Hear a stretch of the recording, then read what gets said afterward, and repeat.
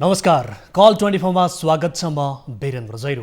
नेपालमा लागु औषध दुर्व्यसनीको संख्या निरन्तर बढ्दो छ। ठूलो संख्यामा युवाहरू दुर्व्यसनीमा फस्दा यसले मुलुकलाई नै झड्का लाग्ने पनि निश्चित छ। प्रहरी प्रशासनले अथक प्रयास गरे पनि लागु औषधको कारोबार न्यूनीकरण हुन नसक्दा युवाहरू सहजै यसको पहुँचमा पुग्ने गरेका छन्। अझ नेपाल भारतको सीमावर्ती क्षेत्रमा खुल्लमखुल्ला कारोबार हुँदा सीमावर्ती जिल्लाका ठूलो संख्याका युवाहरू यसको कुलतमा फँसेका छन्। पछिल्लो समय झापा यसको उदाहरण बन्न पुगेको छ। चालु आर्थिक वर्षको 8 महिनामा मात्रै प्रहरीले झापामा सबैभन्दा बढी 136 वटा लागु औषधको मुद्दा दर्ता गरेको छ भने लागु औषधको कारोबारमा संलग्न र दुर्व्यसनी गरी 212 जना पक्राउ गरी अदालतमा बुझाएको छ। नेपालमा प्रतिबन्धित औषधिहरू भारतका शहरहरूमा खुल्लमखुल्ला बिक्री हुने गरेका छन्। ड्रग्सको काम गर्ने केही औषधिहरू भारतमा सहजै पाइने हुनाले पनि झापामा त्यसका औषधिहरू सहजै भित्रन्छन्। यही कारण युवाहरू र कारोबारीहरू यसको कुलतमा फस्ने गरेका हुन्। आजको संस्करणमा यस सम्बन्धीको विशेष रिपोर्ट पेश गर्नेछौँ। महोत्तरीको भङ्गाहा नगरपालिकाबाट हराएका 7 किशोरीको सकुशल उद्धार गरियो। भारतको सीतामगढीमा भेटिएका ती युवतीहरू बुधबार राति 12 बजे आफ्नो घर पुगेका छन्। यसका लागि प्रहरी प्रशासनलाई धन्यवाद दिनै पर्छ। तर किशोरीहरूको यो बेपत्ता प्रकरणले भने धेरै प्रश्न उठाएको छ। घाँस काट्न गएका ती युवतीहरू गायिका बन्ने रहरले एकाएक भारतको मुम्बई जाने सोच कसरी बनाए?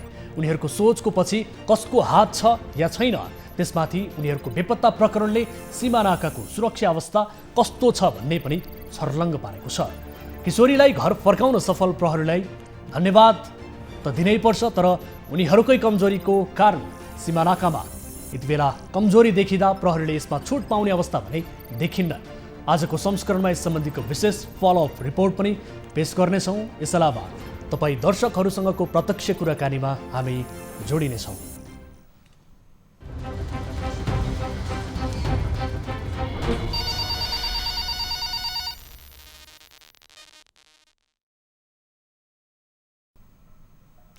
दर्शकहरू, कल 24 को नयाँ श्रृङ्खलामा उपस्थित भइसकेका छौँ। विविध विषयहरू सहित र आम सर्वसाधारणका ससाना समस्यालाई पनि प्राथमिकता दिँदै त्यसको समाधान खोज्ने कार्यक्रमको रूपमा हामीले कल 24 लाई अगाडि बढाइरहेका छौँ। र तपाईँ कार्यक्रममा कुनै आफ्नो गुनासोहरू सुनाउन चाहनुहुन्छ, प्रत्यक्ष रूपमा राख्न चाहनुहुन्छ भने हाम्रो टोल फ्री नम्बर 1660 011 2424, एनसेल नम्बर 98 084 72424 र भाइबर नम्बर 98 84 011 037 मा तपाईले कल गर्न सक्नुहुन्छ।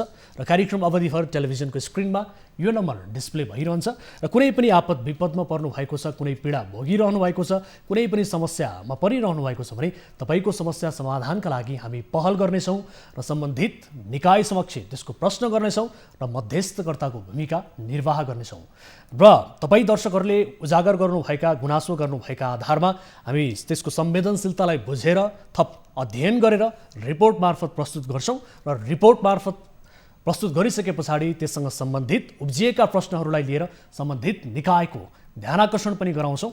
र कार्यक्रममा कल गर्न चाहनुहुन्छ भने निर्धक्कका साथ तपाईँले कल गर्न सक्नुहुन्छ र समाजमा भएका कुनै पनि बेतिथि, विसङ्गति, भ्रष्टाचार र अनियमितताबारे तपाईँले विशेष जानकारी पाउनु भएको छ भने त्यस सम्बन्धी हामीलाई जानकारी गराउनुहोस् र हामी त्यसको पर्दाफास र थप वास्तविकता उत्खनन गर्ने कोसिस पनि गर्नेछौँ भन्दै यति बेला कोही दर्शक हाम्रो कार्यक्रमको सुरुवातमै जोडिनु भएको छ। मलाई जानकारी प्राप्त भएअनुसार जोडिने क्रममा हुनुहुन्छ।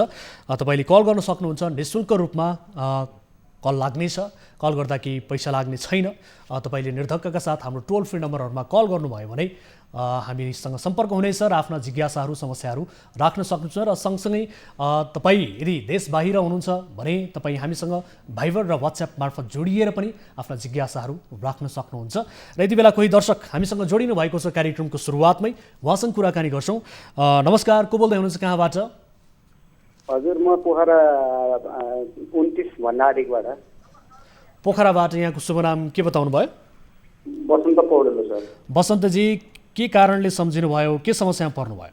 सर, उमेश सरले त्यो चौकीले लागि पठाएको मिक्सर मेसिन, हजुर, त्यो चेक दिनुभएको, चेक चलेन। 1 महिना बढी भयो। हिजो फोन गर्दाखेरि आज 11 बजीसम्म आइएन गरेर पैसा पठाइदिन्छु भन्नुहुँदै फोनधरि उठाउनु भएन। त्यो भएर कसले भन्नुभयो तपाईँलाई चेक दिएको?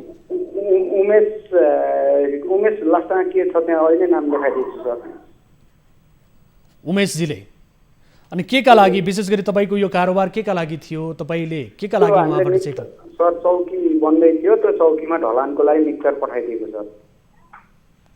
ए तपाईँले सामग्री दिनुभएको त्यो ढलानका लागि सामग्री बेच्नु भएको हो? हजुर, एक दिन भाडाको लागि दिएको हो सर। ए त्यो भाडा बाफत पाउनुपर्ने रकम चाहिँ तपाईँले पाउनु भएन भन्न खोज्नु भएको? पाएन सर, चेक दिएर पठाउनु भयो उहाँले। अनि उमेशजी केसँग सम्बन्धित व्यक्ति हो? उहाँको पृष्ठभूमि के हो? कुनै सङ्घ संस्थासँग सम्बन्धित व्यक्ति हो कि अथवा के हो? बताउनुहोस् त उहाँको पृष्ठभूमि। उहाँ ठेक्कापट्टा गर्नुहुन्छ कि सर पुलिसै हो त्यो चाहिँ थाहा भएन, मैले भाइलाई पठाएको थिएँ सर। हजुर, अनि कति रकम लिनुपर्ने थियो तपाईँको? कतिको चेक पाउनु? 35,000 छ सर। 35,000। अनि उहाँले के भनिरहनु भएको छ? अब चेक पनि साटिएन अनि त्यस पछाडि तपाईँले सम्पर्क गर्नुभयो होला, उहाँले के भन्नुहुन्छ? उहाँले भोलि 11 बजे पठाइदिन्छु भनेर हिजो सही सरसँग बस्ती आउनको सही सरसँग कुरा गर्दाखेरिमा भोलि 11 बजे आइएनी गरेर पठाइदिन्छु, चेक च्याक चिजको ब्यागमा हालेर हिँड्दाखेरि भनेको आइएनी गरेर पठाइदिन्छु भन्नु चाहिँ फोनै उठाउनु भएन सर। अहिले फोन उठाइरहनु भएको छैन? हजुर। हस्, उहाँलाई उहाँको थप सम्पर्क नम्बर सम्भवतः तपाईँले हाम्रो टिमका साथीहरूलाई पठाउनु भएको छ। मलाई जानकारी प्राप्त भएअनुसार हाम्रो टिमका साथीहरू सम्पर्क गर्ने कोसिस गरिरहनु भएको छ, तर उहाँको फोन यति बेला लागिरहेको छैन। यद्यपि कार्यक्रम सकिसके पछाडि पनि हामी अफ एयरमा उहाँसँग टेलिफोन सम्पर्क गर्ने कोसिस गर्नेछौँ। तपाईँको यो समस्या के हो यसको थप वास्तविकता बुझ्ने कोसिस गर्नेछौँ र अहिलेका लागि भने तपाईँलाई समय र जानकारीका लागि धेरै धेरै धन्यवाद दिन चाहन्छु। हजुर, हस्, नमस्कार सर। दर्शक महानुभावहरू, तपाईँले कल गर्न सक्नुहुन्छ हामीलाई र विशेष गरी आफ्ना समस्याहरूबारे बताउन सक्नुहुन्छ। तपाईँका समस्याहरू लाइभ हामी समाधान गर्ने कोसिस गर्नेछौँ। सम्बन्धित निकायका व्यक्तिहरूलाई हामी टेलिफोन मार्फत जोडेर उहाँहरूसँग त्यसको थप वास्तविकता बुझ्ने कोसिस गर्नेछौँ भन्दै अब भने यहाँहरूको ध्यान आकर्षण रिपोर्टतर्फ गराउन चाहन्छु। मलाई जानकारी प्राप्त भएअनुसार यति बेला कोही दर्शक हामीसँग जोडिने क्रममा हुनुहुन्छ भन्ने किसिमको जानकारी दिनुभएको छ र रिपोर्ट प्रसारण गर्नु अघि हामी दर्शकसँग कुराकानी गरिहाल्छौँ। नमस्कार, को बोल्दै हुनुहुन्छ, कहाँबाट? हजुर नमस्कार, कहाँबाट को बोल्दै हुनुहुन्छ? उहाँसँग टेलिफोन सम्पर्क यति बेला विच्छेद भएको छ। रिपोर्ट प्रसारण गर्नतर्फ लाग्छौँ। विश्वव्यापी साझा समस्याको रूपमा रहिआएको लागु औषधको प्रयोग नेपालमा पनि समस्याको रूपमा देखा परेको छ। दर्शक महानुभावहरू, यो रिपोर्ट केही बेरमा प्रसारण गर्ने मलाई जानकारी प्राप्त भएको छ। त्यसअघि अर्को रिपोर्ट यहाँहरूतर्फ प्रस्तुत गर्न चाहन्छु। विशेष गरी यो 72को विषयलाई हामीले फलोअप रिपोर्ट मार्फत प्रस्तुत गर्न खोजिरहेका छौँ। कोरोना सङ्क्रमणका कारण सरकारले नेपाल भारतको सीमानाका बन्द गरेको 1 वर्ष भयो। 1 वर्षमा सीमानाकामा कडाई गरेको सरकारले बताइरहेको छ। तर सरकारले सीमानाकामा कडाई गरेको बताए पनि मानव तस्करहरू भने सक्रिय रहेको 72को घटनाले प्रश्न पारेको छ। यही हो नेपाल सरकारले सीमानाकामा गरेको कडाईको प्रतिफल। 7 जना किशोरीलाई बन्द सीमानाकाको प्रयोग गरी भारत पुर्याउँदा पनि थाहा नपाउने कि यही हो सीमानाकाको सुरक्षा। गायिका बन्ने रहर बोकेर मुम्बई हिँडेका ती युवतीहरूको उद्धार त भएको छ, तर यसले सीमानाकामा रहेको कमजोरीलाई भने छर्लङ्ग पारेको छ। यो फलोअप रिपोर्ट हेर्नुहोस्। खुल्ला सिमाना रहेका नेपाल भारतका नाका 1 वर्षदेखि बन्द छन्, तर 1 वर्षदेखि सिमानाका बन्द भए पनि मानव तस्करीका घटनाहरू भने बढ्दै गएका छन्। यस्ता घटनाहरू बढ्दै गएको विषयको पुष्टि मङ्गलबार महोत्तरीको भङ्गहा नगरपालिकामा घटेको घटनाले गरेको छ। घरबाट घाँस काट्न भन्दै समूहमा गएका 7 जना किशोरी एकाएक भारतको सितामगढी भन्ने स्थानसम्म पुर्याइएको थियो। दुर्घटनाले नेपालका सीमावर्ती क्षेत्रमा मानव तस्करीको उच्च जोखिम रहेको देखाएको छ।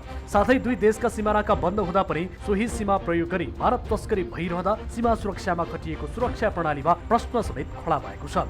तर यता मङ्गलबार बेपत्ता भएका 7 जना किशोरीको भारतको सितामगढी भन्ने स्थानबाट बुधबार सकुशल उद्धार गरिएको छ। उनीहरूलाई नेपाल प्रहरीको टोलीले बुधबार राति 12 बजे नेपाल ल्याई जिल्ला प्रहरी कार्यालय महोत्तरीमा राखिएको वा उक्त घटनाको विषयमा सोधखोज भइरहेको महोत्तरीका प्रहरी प्रमुख दिनेश कुमार आचार्यले जानकारी दिनुभयो। उनीहरूलाई कसले भारतको सितामगढीसम्म पुर्यायो त्यो विषयमा थप अनुसन्धान भइरहेको, तर अहिलेसम्म केही खुल्न नसकेको प्रहरीको भनाइ छ। उनीहरूलाई दलालले नै विभिन्न प्रलोभनमा पारेर भारत पुर्याएको हुन सक्ने प्रहरीको आशंका छ। तर यता उद्धार गरिएका किशोरी किशोरीहरूले भने आफूहरू भारत गायिका बन्न गएको प्रहरीलाई बयान दिएका छन्। मङ्गलबार दिउँसो घाँस काट्न गएका 11 वर्षीय अर्चना पासवान, 12 वर्षीय सीमा पासवान, 12 वर्षीय वञ्जना पासवान, 13 वर्षीय ज्योति पासवान, 13 वर्षीय रिया पासवान, 17 वर्षीय नगीना पासवान र 20 वर्षीय अस्मिता पासवान सम्पर्कविहीन भएका थिए। दर्शकहरू, यस घटनाले विभिन्न प्रश्नहरू यति बेला उब्जिएको छ र ती प्रश्नहरू सबैभन्दा बढी प्रहरीतर्फ नै तिर्सिएको अवस्था छ, किनभने सीमा नाकामा कडाई गरियो भन्ने सरकारले बताइरहेको छ। विशेष गरी गृह मन्त्रालयले यो किसिमको कडाईको प्रावधानहरू गरेको धेरै भइसक्यो। 1 वर्षदेखि कोरोना सङ्क्रमणको समयदेखि नै विशेष गरी सीमा नाकाहरूमा अझ बढी कडाई गरिएको भनेर सरकारले बताउँदै आएको छ। तर महोत्तरीमा जुन मङ्गलबारको घटना छ, घाँस काट्न गएका 7 जना किशोरीहरू एकाएक गायब भए, हराए र बुधबार भने भारतको सीतामगढी स्थित रेलवे स्टेसनमा उनीहरू फेला पर्नुले विभिन्न किसिमका प्रश्नहरू उब्जिएको छ। र यद्यपि उनीहरूको हिजो राति 12 बजे भने सकुशल रूपमा उद्धार भएको छ र यो उद्धार गरेको कारण विशेष गरी हामी प्रहरीलाई धन्यवाद दिन चाहन्छौँ र यससँगै सम्बन्धित रहेर प्रहरी समक्ष केही कुराकानी गर्ने कोसिस पनि हामी गरिरहेका छौँ। प्रहरीसँग विशेष गरी हामी जोड्ने कोसिसमा छौँ। यति बेला जिल्ला प्रहरी कार्यालयका प्रमुख सानुराम भट्टराईलाई हामी यसबारे प्रश्न गर्नेछौँ र सँगसँगै हामी यसबारे कुराकानी गर्नेछौँ। विशेष गरी प्रमुख जिल्लाधिकारी जो हुनुहुन्छ तीर्थराज भट्टराई, उहाँसँग पनि कुराकानी गर्नेछौँ। सीमा नाकामा सुरक्षा संयन्त्र बढाइएको छ भनेर भनिरहँदा यो किसिमको अवस्था किन सृजना भयो, ती किशोरीहरू किन एकाएक भारतसम्म पुगे र यसको पछाडिको वास्तविकता के हो? यद्यपि प्रहरीले अनुसन्धानमा छ, अनुसन्धान गरिरहेका छौँ भन्ने किसिमको प्रतिक्रिया दिइरहँदा विभिन्न किसिमका प्रश्नहरू उब्जिएको अवस्था छ। किनभने मानव तस्करहरू पछिल्लो समय सीमानाकामा सलबलाएका छन्, बढी मानव तस्करीका घटनाहरू भइरहेका छन् र त्यस अवस्थामा यो घटना पनि कहीँ मानव तस्करसँग सम्बन्धित रहेर मानव तस्करले ती किशोरीहरूलाई बेच्न लगेको त होइन भन्ने किसिमका प्रश्नहरू उठेका छन् र परिवारको तर्फबाट पनि यही आशंका गरिएको छ, शङ्का गरिएको छ। त्यसकारण हामी यसको थप अनुसन्धान प्रारम्भिक रूपमा प्रहरीले कसरी अगाडि बढाइरहेको छ यसबारे पनि जानकारी लिने कोसिस गरिरहेका छौँ। हाम्रो टिमका साथीहरू उहाँलाई सम्पर्क गर्ने कोसिस गरिरहनु भएको छ। यति बेला हाम्रो टेलिफोन सम्पर्कमा आउनुभएको छ महोत्तरीका प्रमुख जिल्ला अधिकारी तीर्थराज भट्टराई हाम्रो सम्पर्कमा आउनुभएको छ। सिडिओ साहब, स्वागत छ यहाँलाई कार्यक्रममा। धन्यवाद, नमस्कार। हजुर, अब विशेष गरी मङ्गलबार 7 जना किशोरीहरू बेपत्ता भए र बुधबार एकाएक भारतमा ती किशोरीहरू फेला परे। अब उनीहरूको उद्धार पनि भएको छ भनेर भनिएको छ। सबैभन्दा पहिले त यो उद्धार भएको छ, यसबारे विस्तृतमा बताउनुहोस् न, कसरी उद्धार गर्न सफल? धन्यवाद, राम्रो इस्यु उठाउनु भयो। मङ्गलबार 7 जना बहिनीहरू त्यहाँ भङ्गा नगरपालिका चाहिँ को धर्मपुर भन्ने ठाउँका पासवान 7 जना बालिकाहरू त्यहाँबाट हराए भन्ने आयो। सबभन्दा पहिला घाँस काट्न गएको भन्ने थियो, उहाँहरू हराएको भन्ने राति 9 बजी मात्रै हामीलाई खबर आयो। त्यसपछि हामीले सबै सुरक्षा निकायलाई पहचान पनि गऱ्यौँ। अनि हामीले बाइलेटरल उता इन्डियातिर पनि हाम्रा समकक्षी साथीहरूसँग कुरा गऱ्यौँ। पछि उनीहरू चाहिँ भारतको सीतामढी स्थित रेलवे स्टेसनमा पुगेपछि अलपत्र भएको पाइयो। अनि तिनीहरूलाई फर्काउन हिजो प्रयत्न गरेर हिजो बेलुका हामीले 11 बजे नेपाल ल्याएका छौँ र अहिले नेपाल प्रहरीले सोधपछ जिल्ला प्रहरी कार्यालयमा सोधपुछ गरिरहेको र अब पारिवारिक पुनर्मिलन गराउने या 2-4 दिन काउन्सिलिङ गर्नलाई हाम्रो यहाँका सामाजिक संस्थामा राखेर अनि घर पठाउने भन्ने सन्दर्भमा यहाँ अहिले छलफल चलिरहेको छ। हामीले उद्धार गरेर ल्याएको। अब सिडिओ साहब, जस्तो अब उद्धार त भयो, यो खुसीको कुरा हो। ती किशोरीहरू सकुशल रूपमा भए पनि आफ्नै घर फर्कन पाएका छन्। तर यससँगै जोडिएर विभिन्न किसिमका प्रश्नहरू उठेका छन्। विशेष गरी ती प्रश्नहरू प्रहरी र प्रशासनतर्फ नै तिर्सिएको अवस्था छ। सीमा नाकामा कडाई छ, कडाईका साथ सुरक्षा गरिरहेका छौँ भनेर भनिरहँदा र त्यहाँ बिओपी पोस्टहरू पनि स्थापना गरिएको छ। त्यो हुँदाहुँदै पनि कमजोरी कहाँनिर भयो?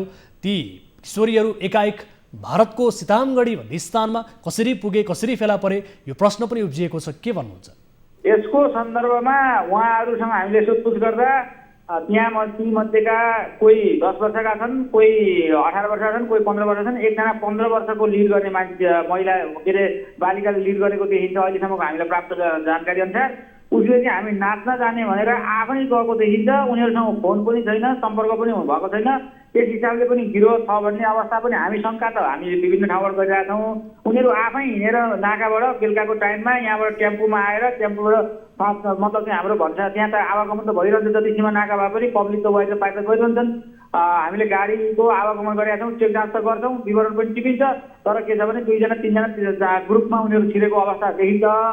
तर के छ भने हामीले एकदम सूक्ष्म त्यसलाई विश्लेषण गरेर अनुसन्धान। प्रश्न त्यहाँनिर छ। तपाईँले भन्नुभयो उहाँहरू छिरेको देखिन्छ, 2-4 जनाको समूहमा छिरेको हुन सक्ने तपाईँहरूले पनि आशंका गर्नुभएको छ। तर त्यो कमजोरी किन भयो भन्ने हजुर यहाँबाट जस्तो नेपाल र पारी वारी छ, तपाईँको चाहिँ 2 किलो चिनी चाहिए पनि मान्छे जाने चलन छ नि त यहाँ त। हजुर हो, यहाँ चाहिँ के हुन्छ भने त्यो जाने बाटोमा सामान्यतया यहीँका स्थानीय बासिन्दाहरू देखिन्छन्। सबैको चाहिँ को मान्छे कताको भन्ने सन्दर्भलाई पनि उनीहरू आउने जाने गर्ने नै हुन्छ। त्यस हिसाबमा हाम्रो भेहिकल टोटल्ली बन्द छ।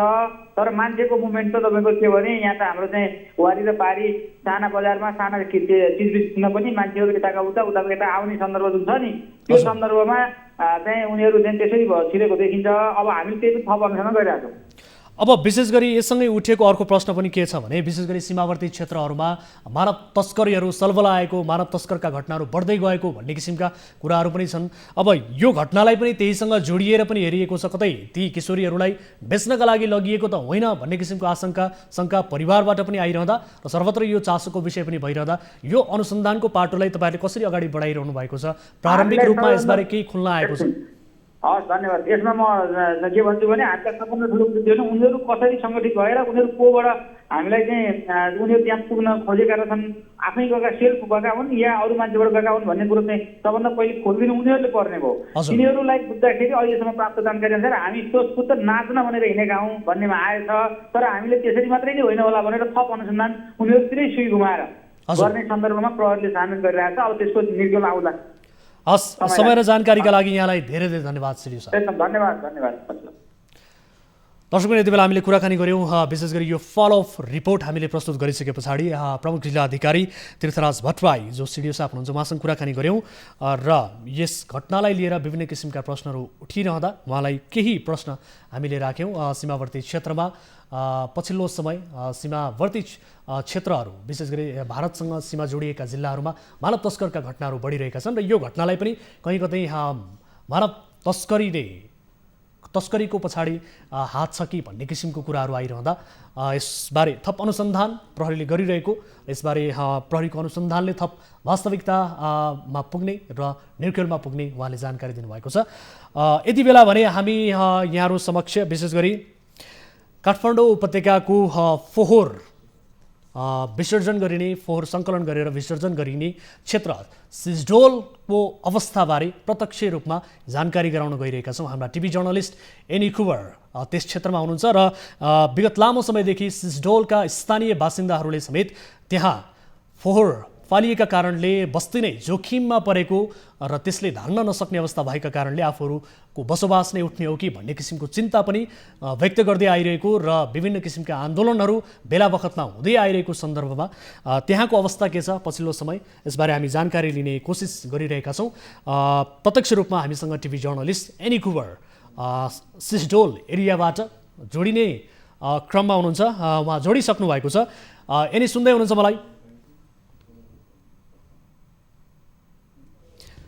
हाम्रा टिभी जर्नलिस्ट एनी कुवर यति बेला प्रत्यक्ष रूपमा हामीसँग सिजडोल एरियाबाट जोडिँदै हुनुहुन्छ। उहाँसँग हामी त्यहाँको थप वास्तविकता जान्ने कोसिस गर्नेछौँ र स्थानीयले विगत लामो समयदेखि आफूहरू जोखिममा परेको भन्दै विभिन्न निकायको ध्यान आकर्षण समेत गराएका छन् र उनीहरू चरणबद्ध रूपमा बेला बखतमा आन्दोलनका कार्यक्रमहरू पनि गर्दै आएका छन् र त्यहाँको पछिल्लो अवस्था के छ यसबारे हामी थप जानकारी लिने कोसिस गरिरहेका छौँ। एनी सुन्दै हुनुहुन्छ मलाई?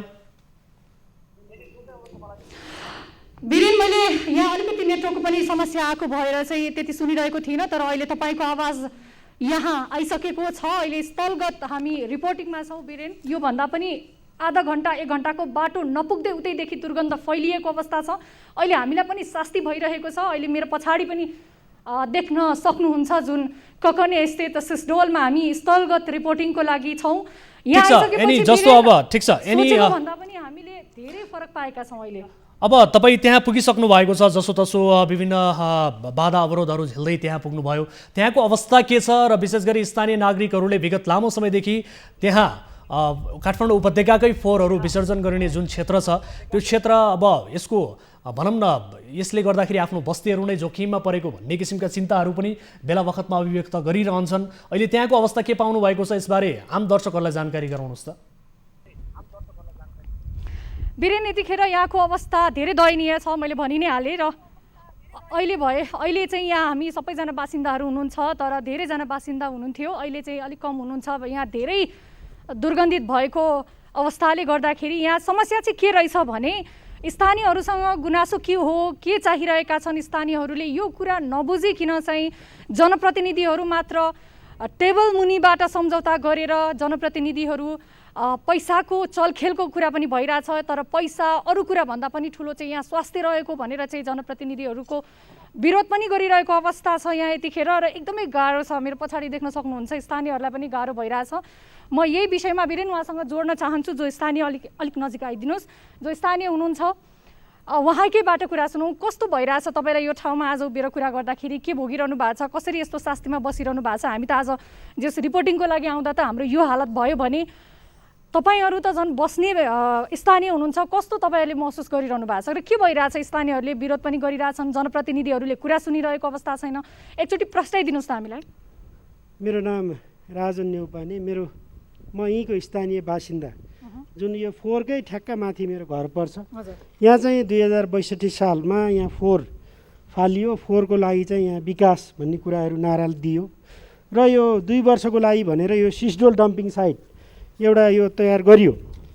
सिस्डोलमा चाहिँ यो फोहोर फाल्न 2 वर्ष भनेर दिएको ठाउँमा आज 16 वर्ष बित्दा पनि यो फोहोरको पहाड बनाएर जबरजस्त तरिकाले स्थानीयहरूको विरोध हुँदै पनि जबरजस्ती तरिकाले फोहोर फालिँदैछ। विकास निर्माण अब हामीलाई केही पनि चाहिएन र अहिलेसम्म केही पनि भएन, हामीलाई आशा पनि छैन। हाम्रो मुख्य माग भनेकै यो फोहोरको डाँडो यसलाई व्यवस्थापन गरियोस्, यहाँ चाहिँ हामी स्वच्छ वातावरणमा बाँच्न पाउने हाम्रो हक अधिकार कायम होस्, हामी बस्ने ठाउँ यहीँ हो र हामीले पटक पटक आग्रह पनि यो ठाउँलाई व्यवस्थापन गर्नुहोस् र यो सँगैको हामीले चाँपे खोल्चा यो गहिरो पनि हामीले देखायौँ। यो फोहोर चाहिँ त्यहाँ लगेर विस्थापित गरेर यसलाई चाहिँ एउटा खेलकुद मैदानको रूपमा विकास गरिएर यसलाई बस्न हुने बनाइयोस् भनेर पनि हामीले पटक पटक काठमाडौँ महानगरपालिकाको मेयर साहब लगायत अन्य सम्बन्धित निकायसँग हामीले माग पनि राख्यौँ। यो आजभन्दा 21 महिना अगाडि यहाँ ठुलो आन्दोलन पनि भयो। हामीलाई दमन लगाउने यहाँ 500 जना प्रहरी प्रशासन लगाएर हामी माथि लाठी प्रहार गरेर हामीलाई दमन गरेर फोहोर जबरजस्ती तरिकाले राख्ने काम भयो र अहिले पनि पटक पटक हामीले जनप्रतिनिधिहरूलाई पनि भन्यौँ यो ठाउँको व्यवस्थापन गर्नु पर्यो, तपाईँहरूले आवाज उठाइदिनुहोस् भन्दाखेरि अहिले पनि उहाँहरू त्यो विकासको कुराहरू अब यहाँ यो अवस्था छ, हामी यहाँ बाँच्न नसक्ने अवस्था छ। क्यान्सर लाएर यहाँ 20औं जना मान्छे मरिसके यही रोगको कारणले गर्दाखेरि। तपाईँहरूले अहिले आउँदै गर्दा देखिहाल्नुभयो यो फोहोरको लिचेर खोलामा डाइरेक्ट मिसाइएको छ र यहाँका अन्न उब्जनीदेखि लिएर यहाँ सबै सखाप भएका छन् र केही पनि उत्पादन पनि हुँदैन। यहाँ खेतमा हामी काम गर्न सक्ने अवस्था पनि छैन। चिलगिद्धले गर्दा हाम्रो त्यो घर आँगनमा यो फोहोरको प्लास्टिक यो फोहोरका सिनोहरू टिपेर लगेर हाम्रो घरको छतमा टन्न राखिदिएको छ र हामी ढुक्कसँग त्यहाँ सुत्न सक्ने अवस्था छैन, बस्न सक्ने अवस्था छैन। हामीले हाम्रो भएका जग्गा जमिन अधिग्रहण गरेर हामीलाई यहाँबाट बस्ती हामी अन्त गएर बस्न चाहन्छौँ भनेर भन्यौँ। तपाईँहरू बिच के भइरहेको छ? जनप्रतिनिधिहरूले तपाईँहरूको कुरा नसुनेर आपसी सहमति गरिरहेको पैसाको कुराहरू पनि अघि गरिरहनु भएको थियो। खास कुरा के हो? तपाईँहरूसँग कुरै गर्नुहुन्न उहाँहरू, यसलाई व्यवस्था गर्नेतर्फ लाग्नुहुन्न उहाँहरू? यो पछिल्लो आन्दोलन यो गएको 13 गतेदेखि यो काठमाडौँ र नुवाकोटको सिमानामा हामी यो आन्दोलनरत छौँ र अहिले यो पहिलाको सहमति कार्यान्वयन नगरेको र शिक्षकको दरबन्दीको विषयलाई एउटा बनाएर गरे पनि त्यहाँ समग्र समस्याहरू समाधान हुनुपर्छ भनेर हामीले जोडदार रूपमा आवाज उठायौँ। हिजो काठमाडौँ महानगरपालिकाले राष्ट्रिय सभागृहमा वार्ता त्यहाँ बोलाउने काम भयो। त्यो प्रत्यक्ष सहभागी म पनि थिएँ। त्यहाँ हुँदै गर्दाखेरि मैले मेयर साहबलाई प्रश्न राखेँ, सबै साहबले बोल्नुभयो, जनप्रतिनिधिहरूले पनि बोल्नुभयो। त्यहाँ हस्पिटलको कुरा आए, शिक्षक दरबन्दीमा कति पैसा दिने भन्ने कुरा आए, पैसाको कुराहरू आयो। मेयर साहबबाट धुनबेसीलाई 3 करोड, ककनी गाउँपालिकालाई 3 करोड दिन पनि म तयार छु भन्ने कुराहरू पनि आयो। हामीले त्यहाँ खबरदारी गऱ्यौँ। हामी माग्न आएको होइन। हामीलाई पैसासँग यो आश्वासन नदिनुहोस्, हामीलाई पैसा अब चाहिएन, हामी त बाँच्न त पर्यो। सबभन्दा ठुलो कुरो स्वास्थ्य हो।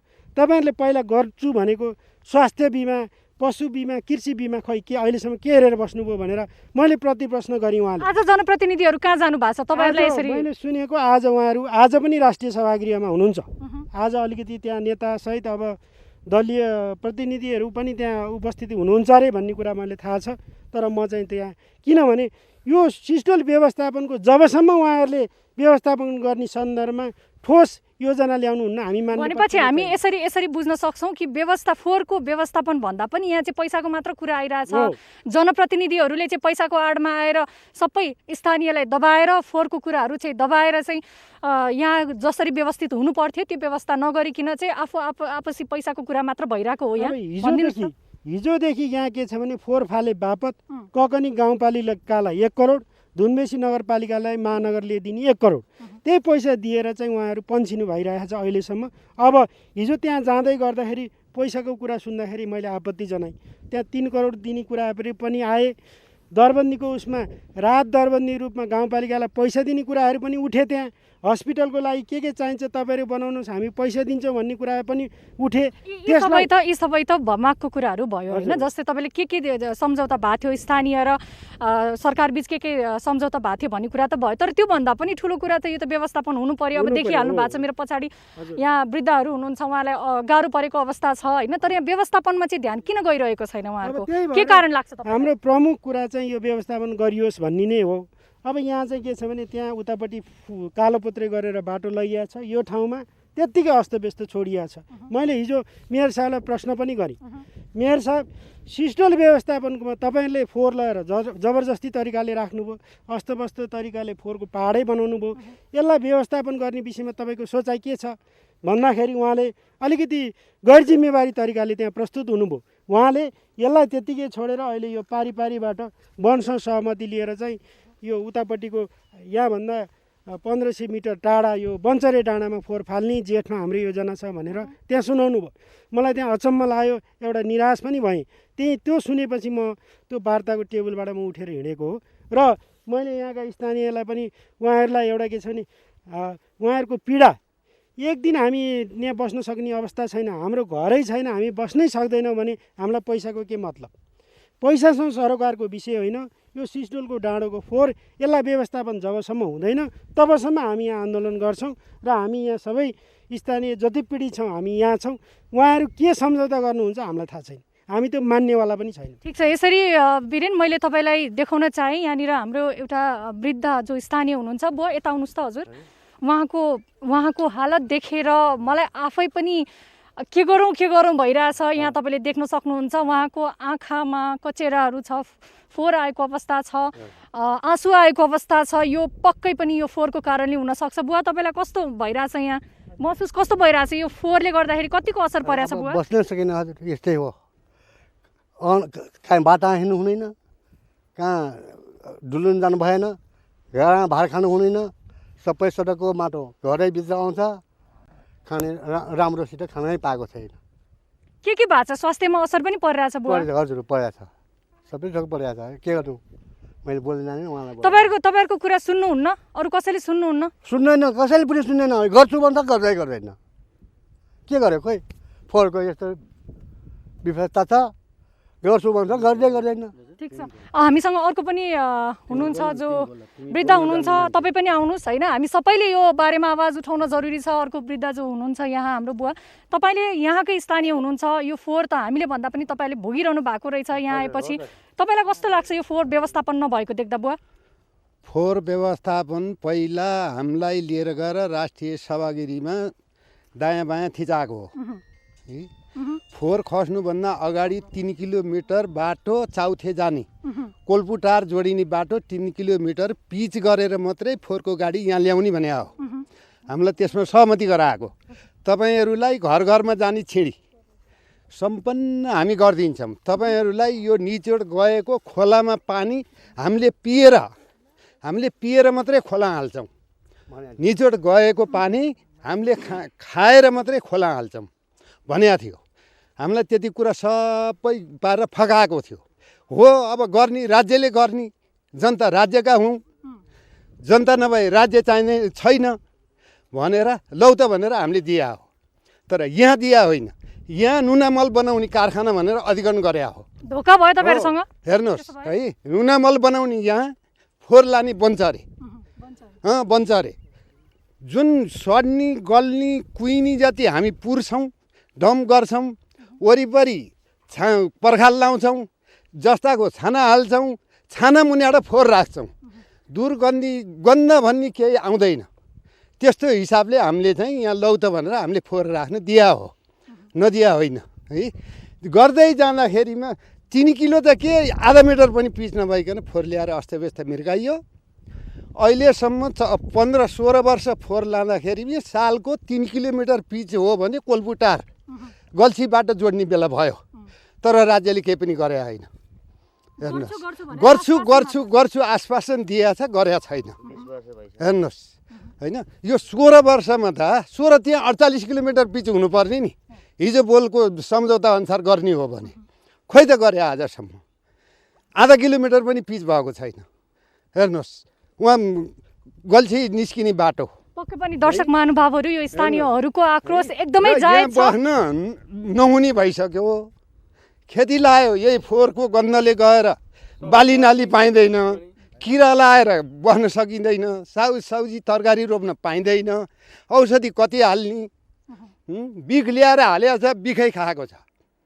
अनि यहाँको जनता कहाँबाट उँभो लाग्ने, काँडा बलियो हो नि, काँडा राम्रो हो नि, र तैपनि लो भएन, गर्दैछन् गर्दैछन्। फोहोरको व्यवस्था यस्तो छ, कोल्पु खोलाबाट राख्दै ल्याएको फोहोर नेपालटारको आकाशदेवीको थानमा पुगिसक्यो। देखिहाल्नुभयो तपाईँहरूले, यी फोहोर राखेको तपाईँले, हामीले भन्नै परेन होइन, देखिनुहुन्छ यसरी।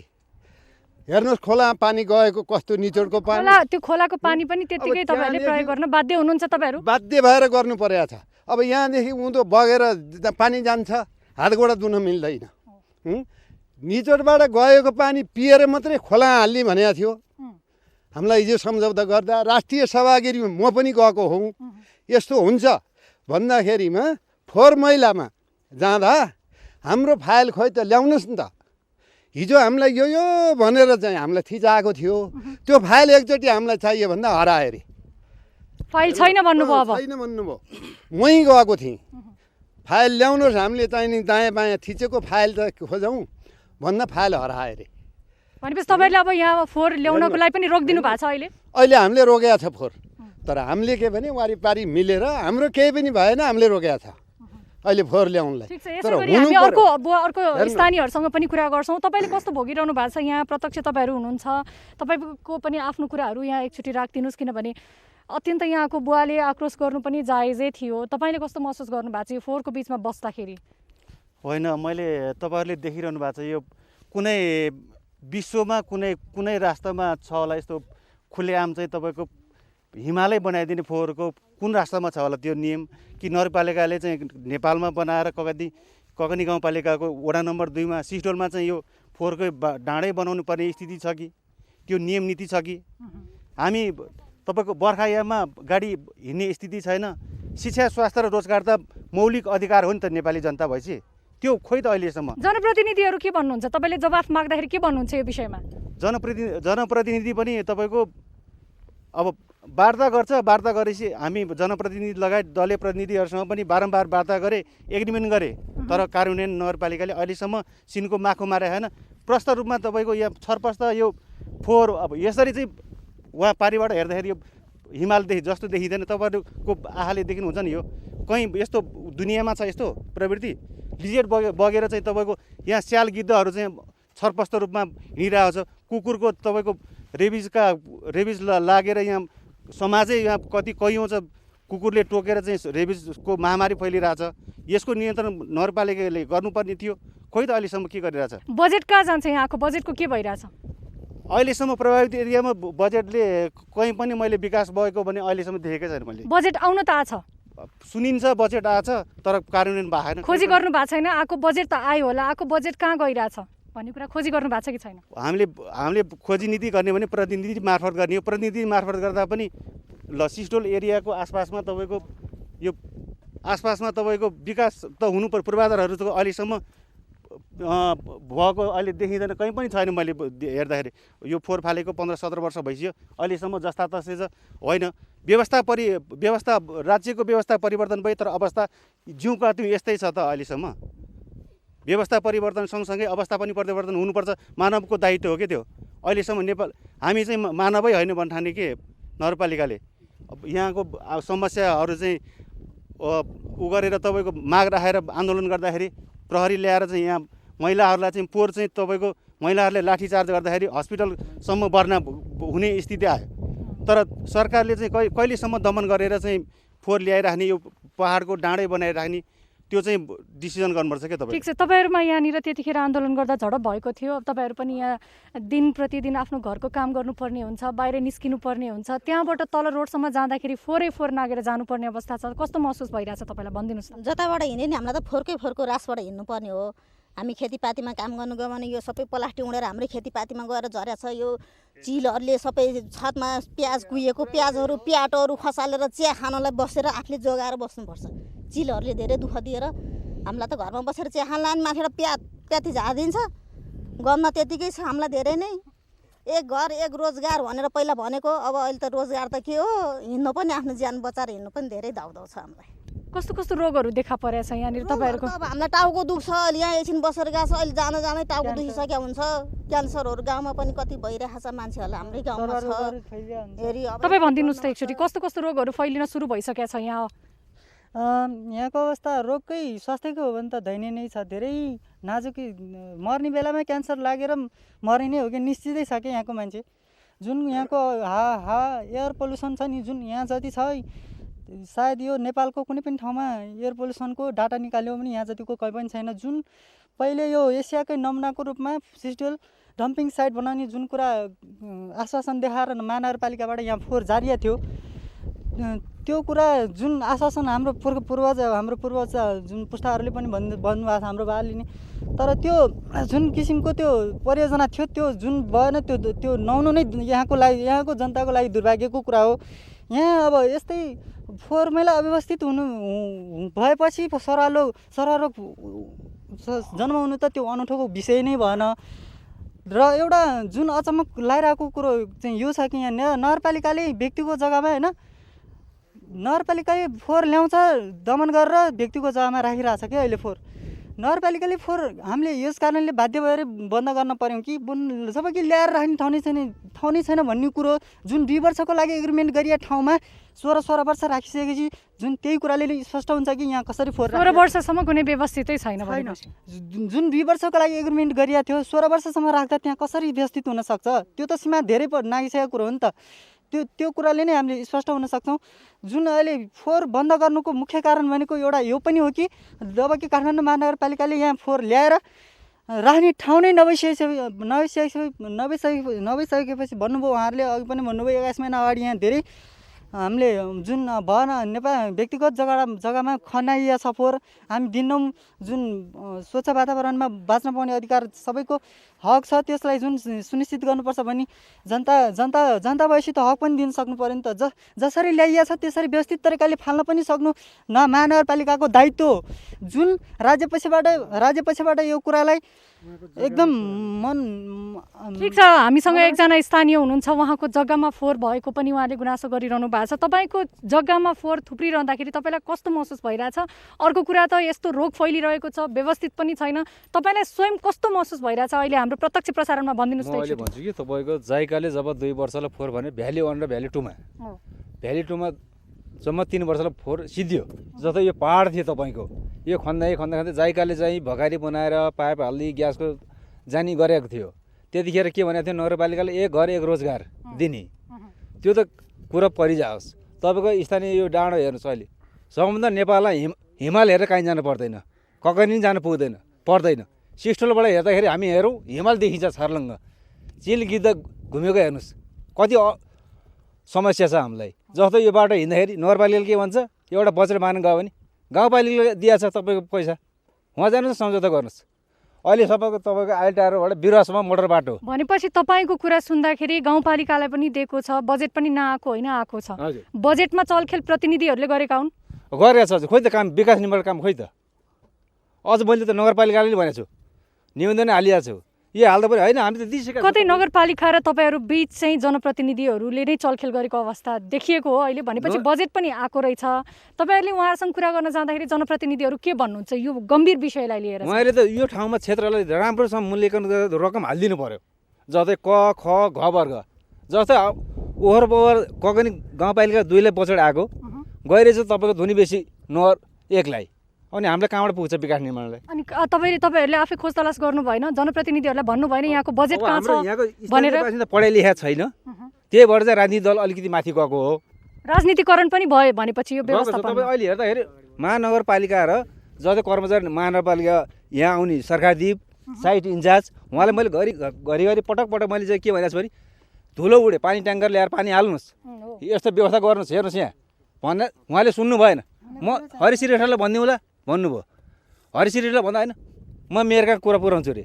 कति नै पुऱ्याउने त उहाँ? मेयरहरूलाई थाहा छैन? पुरै काठमाडौँ, भक्तपुर, ललितपुरको फोहोर यहाँ थुप्रिन्छ, सबैले थाहा छ कि सिस्डोलमा के भइरहेछ भन्ने कुरा। व्यवस्थापन पनि गर्नुपर्छ भन्ने कुरा नउठेका होइनन्, उठेका छन्। यसलाई वैज्ञानिकरण पनि गर्नुपर्छ, आधुनिकरण पनि गर्नुपर्छ, जैविक अजैविकलाई प्रशोधन गर्नुपर्छ भनेर विभिन्न नीति नियम पनि नल्याएको होइन। अनि कुरा चाहिँ कुरा मात्र भएको हो। मैले त उहाँलाई भनिदिएको सर यो के गर्छु होइन, तपाईँको त्यहाँ त फोहोर फ्याली सिधिसक्यो, अब बन्चरे डाँडा जाँदैछ, अब हामी बाटो बनाउँदैछौँ, तपाईँहरूलाई केलाई चाहियो त्यहाँ? फोहोर थुपार्ने मात्र यहाँ चाहिँ। अहिले हेर्दाखेरि मैले बारम्बार पटक भनिसकेँ यो फोहोरलाई क्याबिन गर्नुहोस् तपाईँको, लिजेड यसरी बगिरहेछ। तपाईँले यहाँ कस्तो महसुस गरिरहनु भएको छ? यो फोहोरमा उभिएर अहिले बोल्न हामी बाध्य छौँ दर्शक महानुभावहरू। यो हाम्रो कुनै खुसी होइन, यो दुःख हो, विडम्बना हो। काठमाडौँ लगायत भक्तपुर, ललितपुरको फोहोर चाहिँ थुप्रिने ठाउँ हो यहाँ, र यहाँ आएर रिपोर्ट गरिरहँदाखेरि हामीलाई पनि पक्कै राम्रो लागेको छैन। यो दुर्दशा हो। यो महानगरपालिकाले के हेर्दैछ, प्रतिनिधिहरू के हेरिरहेका छन्, कानमा तेल हालिरहेका छन्। स्थानीयहरू भन्छन् हामी पढी लेखेका छैनौँ, हामी कति बोल्ने, यसले उता जा भन्ने, उसले उता जा भन्ने, हामी कहाँ जाने, बिरामी पर्नु परेको अवस्था छ भनेर उहाँहरूको गुनासो भइरहेको छ। यो बिचमा तपाईँ के भन्न चाहनुहुन्छ? यो बिचमा म के भन्न चाहन्छु भने हाम्रो चाहिँ जुन यो चाहिँ अब नेपाल सरकारले चाहिँ हेर्न पर्ने अवस्था हो भने चाहिँ मैले सोचिरहेको छु। जस्तै अब हाम्रो चाहिँ यत्रोमा चाहिँ वर्षौँ चाहिँ 16 वर्षदेखि चाहिँ ल्याएर चाहिँ फोहोरहरू चाहिँ यो ठाउँमा हाम्रो ठाउँमा चाहिँ थुपारिएको छ, चाहिँ नेपाल सरकारले चाहिँ नहेरेकै हो कि जस्तो पनि मलाई चाहिँ लागिरहेको छ। ठिक छ वीरेन, यसै गरी हामीले स्थगल अहिले यो रिपोर्टिङमा थियौँ। मेरो पछाडि स्थानीयहरू पनि हुनुहुन्छ। उहाँहरूको अवस्था हेर्दाखेरि, उहाँ बुवा हुनुहुन्छ, उहाँको अवस्था हेर्दाखेरि पनि सबैजना बिरामी भएको र यहाँ हामीलाई पनि स्वयं गाह्रो भएको अवस्था छ। मेरो पछाडि हेर्न सक्नुहुन्छ चिल गिद्धहरू छन्, कुकुर, मरिएका कुकुर र शिशुहरूलाई पनि मरेका सानातिना बच्चाहरूलाई पनि यहाँ फाल्ने गरेको स्थानीयहरूले भनेका छन्। हामीले पनि पायौँ।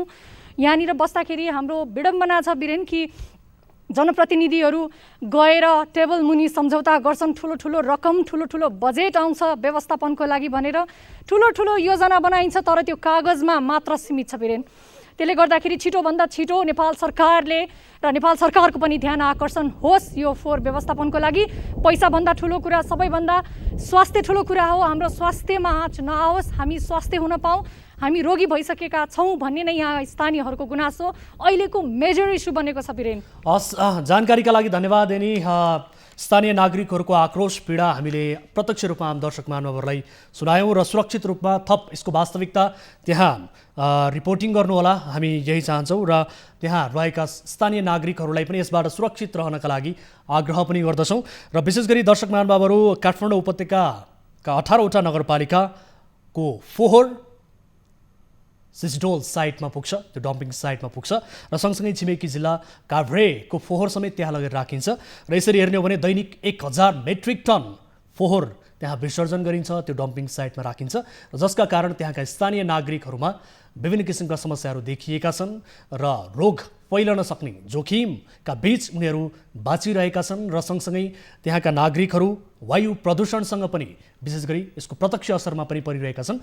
र यसअघि काठमाडौँ महानगरपालिका लगायत 18वटा नगरपालिकासँग त्यहाँका स्थानीय नागरिक बीच विभिन्न किसिमका सम्झौताहरू पनि भए र त्यो सम्झौता पूर्ण रूपमा कार्यान्वयन नआएसम्म फोहोर विसर्जन गर्न दिँदैनौँ भनेर चैत 13 गतेदेखि सिजडोलमा फोहोर विसर्जन गर्नका लागि त्यहाँका स्थानीय नागरिकले अवरोध गरेका छन् र यस किसिमको लापरवाही, यस किसिमको बेवास्ता सम्बन्धित निकायले किन गरिरहेको छ र आफूले गरेको सम्झौता कार्यान्वयन किन गरिरहेको छैन र त्यहाँ रहेका स्थानीय नागरिकहरू जसलाई एउटा स्वच्छ वातावरणमा जिउन पाउने अधिकार छ, त्यो अधिकार वञ्चित गर्नका लागि राज्यका निकायहरू नै किन लागि परेका छन्? यो बडो गम्भीर प्रश्न यति बेला उब्जिएको अवस्था छ।